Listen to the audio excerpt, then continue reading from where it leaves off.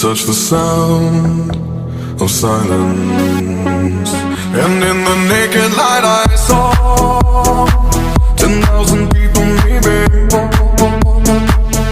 People talking without speaking, people hearing without listening, people writing songs that voices never share. And no one dared disturb the sound of silence. Fool said, you do not know. Silence like a cancer grows.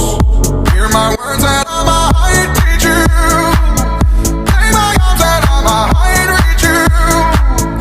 But my words, like silent raindrops, fell